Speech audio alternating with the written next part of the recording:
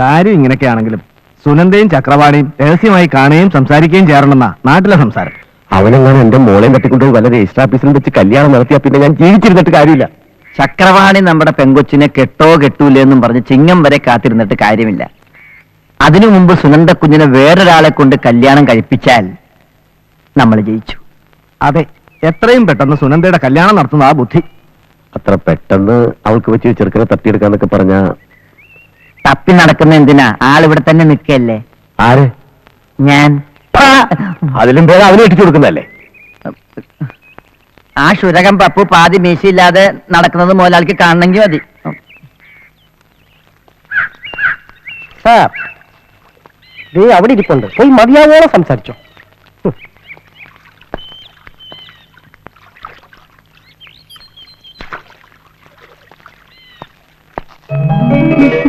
കൊള്ളാലോ, ആ സാബിനെ എങ്ങനെ വശത്താക്കി എടുത്തു?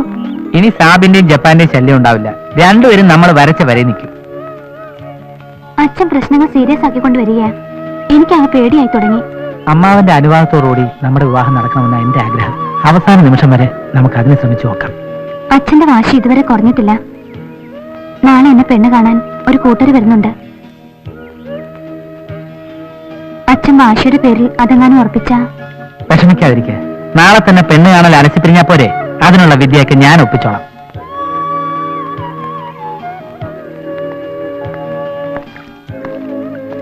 മോളെ, ടൈമായി. ലവിന് ഒരു ലിമിറ്റ് ഉണ്ട്. എനിക്കും ഇതുപോലൊരു മീറ്റിംഗ് അഡ്ജസ്റ്റ് ചെയ്യുന്നത് എപ്പോഴാണ്? റെഡിയാക്കാം. ഓക്കെ. അതെ, 2500 എന്ന് പറഞ്ഞാൽ വലിയ നഷ്ടമൊന്നുമില്ല. 2000 ഒരു പൈസ കൊടുക്കുന്നില്ല. എങ്ങനെയെങ്കിലും വേറെ പശു നോക്ക്. പോ. കോളമല്ലോ ഒത്തോ ഭാസ്കര. എന്താ രാവിലെ ചക്രത്തില്? അതെ, വാസുവേട്ടന്റെ പശുവിനെ വിൽക്കാൻ ഏൽപ്പിച്ചിരിക്കുന്നത് എന്നെയാ. ഒരു പാർട്ടിയെ കൊണ്ട് കാണിച്ച് വില കൊണ്ടെടുക്കുന്നില്ലെന്ന്. കുഴപ്പമില്ല, സുനന്ദിനിയെ നോക്കാൻ നാളെ ഒരാൾ വരുന്നുണ്ട്. സുനന്ദിനിയോ? പശുവിന്റെ പേരാണേ. അത് ശരി. ഞാൻ കെട്ടാൻ പോണ പെണ്ണിന്റെ പേരാണോ പശുവിനെ ഇട്ടിരിക്കുന്നത്? ഗുണശേഖരൻ അമ്മാവനോടുള്ള വൈരാഗ്യം കൊണ്ട് ഇത് വാസോട്ട മനപ്പൂർവ്വം ഇട്ടതാനേ വഴിയുള്ളൂ. നിന്റെ പെണ്ണിന്റെ പേര് സുനന്ദനല്ലേ? ഇത് സുനന്ദിനി. രണ്ടും തമ്മിൽ വലിയ വ്യത്യാസമൊന്നുമില്ല. ശരിയാ, കാഴ്ചക്ക് രണ്ടും തമ്മിൽ വലിയ വ്യത്യാസമൊന്നുമില്ല. അങ്ങോട്ടുള്ള കളിയൊന്നും വേണ്ട. അതിരിക്കട്ടെ, പ്രേമത്തിന്റെ ഡെവലപ്മെന്റ്സ് എവിടം വരെയായി? ചിങ്ങം കഴിയാൻ അധികം നാളില്ല. അച്ഛന്റെ പാതിമീശ പോകുമോ?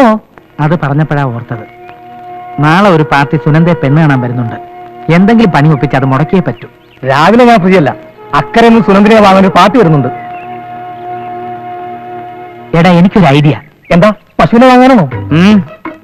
നാളെ പശുവിനെ വാങ്ങാൻ വരുന്നവരെ വീട് മാറ്റി പറഞ്ഞ് പെണ്ണ് കാണിക്കാൻ കയറ്റണം. പെണ്ണ് കാണാൻ വരുന്നവരെ പശുവിനെ വാങ്ങാനും കയറ്റണം. അയ്യോ, അപ്പന്റെ കച്ചവടം. ആ ഒരു കച്ചവടം അലസിക്കോട്ടെ. വേണമെങ്കിൽ പശുവിനെ വിറ്റ് കിട്ടുന്ന നക്കാപ്പിച്ച കമ്മീഷൻ നീ എന്റെ കടയിൽ വന്ന് ഷേവ് ചെയ്ത് തീർത്തോ. എങ്കിലൊക്കെ.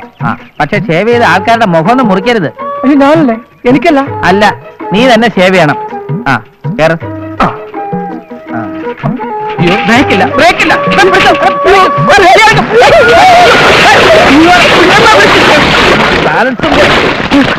സൈക്കിൾ എവിടെ?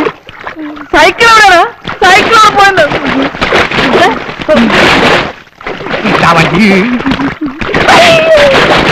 ഓ പ്രിയേ പ്രിയേ, നീ കൂടെ പറഞ്ഞ പ്രിയേ പെണ്ണ് കാണാൻ വരുന്ന കക്ഷികളാണെന്ന് തോന്നുന്നു. ഇവരെ ഞാൻ മാനേജ് ചെയ്തോളാം. പശുവിന്റെ പാർട്ടി വരുമ്പോ പറഞ്ഞെല്ലാം ഓർമ്മയുണ്ടല്ലോ. ചിട്ടി കമ്പനി നടത്തുന്ന ഗുണശേഖരന്റെ വീട്ടിലേക്കല്ലേ? അതെ, ഞാൻ അദ്ദേഹത്തിന്റെ അനന്തരവനാ. പതുക്കെ വഴി തെറ്റണ്ടാന്ന് കരുതി എന്നെ ഇങ്ങോട്ട് പറഞ്ഞു വിട്ടതാ. ഇവിടുന്ന് കുറച്ച് ദൂരമേ ഉള്ളൂ. കുട്ടിയുടെ അച്ഛനില്ലേ? അച്ഛൻ തൊഴുത്തിലുണ്ട്. അതെയോ? നിങ്ങൾ അകത്തോട്ട് കയറിയില്ലേ? ഞാൻ ഇപ്പൊ വരാം. പാസ്വേട്ടാ, ഇതാര് ചക്കുവാ? പശുവിനെ വാങ്ങാനുള്ള പാർട്ടികൾ വന്നിട്ടുണ്ട്. ഞണ്ട് ഇത്തിരി തിരക്കിലായതുകൊണ്ട് എന്നെ കൂട്ടി വിട്ടതാ. കാര്യങ്ങളൊക്കെ വിശദമായിട്ട് സംസാരിച്ചോണം. അത് ഞാനേറ്റു. പിന്നെ വന്നിരിക്കുന്ന പാർട്ടികൾ അല്പം പുങ്കന്മാരാ, സൽക്കാരപ്രിയരും. അതുകൊണ്ട് മോളുടെ അടുത്ത് കുറച്ച് ചായയൊക്കെ കൊണ്ടുകൊടുക്കാൻ പറഞ്ഞ അവർ ഹാപ്പി ആയിട്ട് പശുവിനെ ഏത്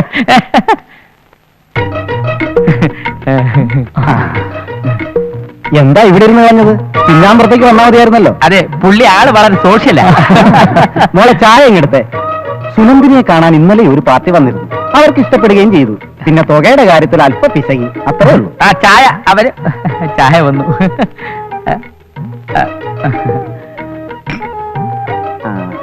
വിവരങ്ങളൊക്കെ ചക്രു പറഞ്ഞു കാണുമല്ലോ. 2 വർഷം മുമ്പ് ഒന്ന് പ്രസവിച്ചതാ. ആ പ്രസവത്തോടു കൂടി കുട്ടി ചത്തുകയും ചെയ്തു. എന്നേരത്തെ ആരോഗ്യത്തിന് കുഴപ്പമൊന്നുമില്ല അല്ലേ? പിന്നെ പറയുമ്പോ എല്ലാം തുറന്ന് പറയണമല്ലോ. ഒറ്റയ്ക്ക് വിട്ട പ്രശ്നമാണ്. എന്തെങ്കിലും ഗുലുമാല ഒപ്പിച്ചിട്ടേ വരൂ. ഇന്നാള് പറമ്പിൽ വെച്ച് അപ്പുറത്തെ കുര്യാക്കോസുമായിട്ട് അവസാനം കുര്യാക്കോസ് ഉഴുതുണിയില്ലാതെ ഓടിയത്. അവളെ ഇവിടെ നിന്ന് പറഞ്ഞു വിടാൻ ഞങ്ങൾക്ക് വിഷമില്ലാഞ്ഞിട്ടല്ല. ഈ കാണുന്ന സ്വത്ത് മുഴുക്കെ അവളെ അവളുടെ തള്ളയും വെച്ച് ഞാൻ ഉണ്ടാക്കിയതാ. തള്ള ചത്തുപോയി, ഇദ്ദേഹത്തിന്റെ ആരോഗ്യം പോയി. ഇപ്പോ സുനന്ദയാണ് ഈ വീട്ടിലെ ഏക വരുമാനം. ഉള്ളത് പറയാലോ, അവളെ കൊണ്ട് നിങ്ങൾക്കും 10 കാശുണ്ടാക്കാം. നിങ്ങൾ ഇത്ര മാറിയാണ് ഞങ്ങൾ അറിഞ്ഞില്ല. ആരാണ് മാറി? നീ പോക്കത്തരം പറഞ്ഞാലുണ്ടോ ആർട്ടിന്റെ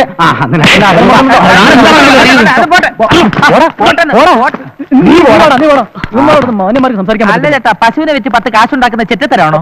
നമ്മുടെ പശുവിന് അവന് കൊടുക്കുന്നില്ല. അത് തന്നെ. പിന്നെ ഞാൻ പറഞ്ഞേച്ചിട്ട് വന്നാണെന്ന് പറയണ്ട. അങ്ങേര് പശുവിന് വില കൂട്ടും. നിങ്ങൾ നേരിട്ട് കാര്യങ്ങൾ സംസാരിക്കും. ദാരിദ്ര്യമേ പറയാവൂ. പിന്നെ വില കുറച്ച് കിട്ടാനൊരു വഴിയുണ്ട്. സുനന്ദ എന്നാണ് പശുവിന്റെ പേര്. മൂപ്പര് സ്നേഹിച്ചും ലാളിച്ചും വളർത്തിക്കൊണ്ട് മോളെ എന്ന് സുനന്ദെന്ന് മാത്രമേ പശുവിനെ വിളിക്കാറുള്ളൂ. നിങ്ങളും അങ്ങനെ പറയാവൂ. അല്ലാതെ പശു എന്ന് പറഞ്ഞാൽ അങ്ങേര് വില കൂട്ടും. ലതാ വീട് ഈശ്വരനെ ധ്യാനിച്ച് കുറച്ച് കിട്ടും എന്ന് കരുതി പോയി. അത് ഞങ്ങൾ ഏറ്റു. ഈശ്വര,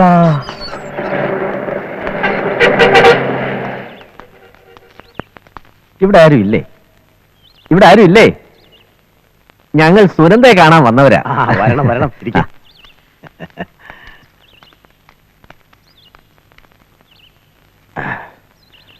അപ്പൊ ഇതാണല്ലേ കക്ഷി? അതെ, ഇവന് വേണ്ടിയാ. സംഗതി ഇവന് വേണ്ടിയാണെങ്കിലും ഇവന്റെ ചേട്ടന്മാരുടെ ഒരു നോട്ടം കൂടി ഉണ്ടാവും. ഏത്? കൂട്ടുകൃഷി. ഇവൻ പാടുപെട്ടൊരു ബാങ്ക് ലോൺ ഒപ്പിച്ചിരിക്കുക. സുനന്ദയെ വെച്ച് 10 കാശുണ്ടാക്കിയിട്ട് വേണം അത് തിരിച്ചടയ്ക്കാൻ. നല്ലതുപോലെ തീറ്റയെ കൊടുത്താണല്ലോ വളർത്തുന്നത്. ഞങ്ങൾ ആരെ ഇവിടെ പട്ടിണിക്കിടാറില്ല. ഒന്ന് പെറ്റിട്ടുണ്ടല്ലേ? ആര്? സുനന്ദ. ഓക്കെ പറഞ്ഞേ എനിക്കോട്. അല്ല, പെറ്റിട്ടുണ്ടെന്ന് എനിക്ക് കുഴപ്പമില്ല. വീട്ടിൽ കയറി തോന്നിവാസം പറയുന്നവർ അതിന് വേണ്ട പോകാൻ ഒന്നല്ലേ നിന്നെ.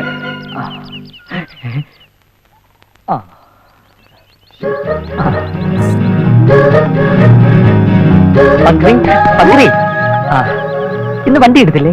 ഇല്ല, നടക്കാന്ന് വെച്ചു. അത് ശരിയാണ്.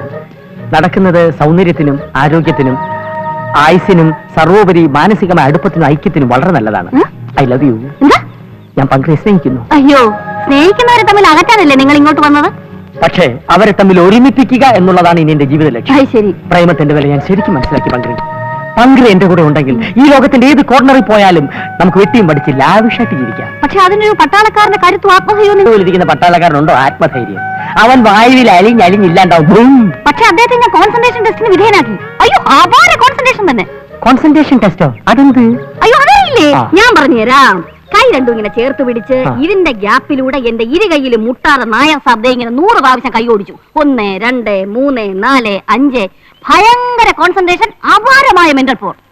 അവൻ 100 പ്രാവശ്യമല്ലേ ഓടിച്ചുള്ളൂ. ഞാൻ 1000 പ്രാവശ്യം ഓടിക്കാം. പങ്കെ കൈ ചേർത്ത് പിടിക്ക്. രണ്ടിലും മുട്ടാൻ പാടില്ല. കണ്ണടക്കണം. ഓക്കെ. 1, 2, 3, 4, 5, 6, 7, 8, 9, 10, 11, 12, 13, 14, 15, 16, 17, 18, 19, 20, 21, 22, 23, 24, 25, 26, 27, 28, 29, 30, 31, 32, 33,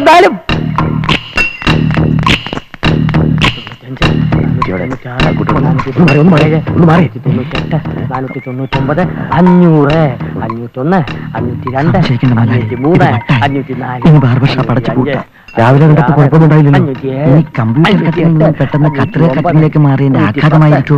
ദൈവമേ, ചതിച്ചോ? ദൈവത്തിന് വിളിക്കാതെ നമുക്കൊരു ആംബുലൻസ് വിളിച്ച് ഹോസ്പിറ്റലിൽ കൊണ്ടൊരു ഷോക്ക് ട്രീറ്റ്മെന്റ് കൊടുത്താലോ? ഹോസ്പിറ്റലിൽ കൊണ്ടുപോകണ്ട, വേറെ വഴിയുണ്ട്. 519. എന്റെ ബൈക്ക്. അവന്റെ ഒരു ബൈക്ക് കടയിൽ തുറന്നിട്ട് വഴിവാക്കിൽ ഒന്ന് കോപ്രായം കാണിക്കത്തോടാ. പോടാ അവിടുന്ന് ചെല്ലാൻ.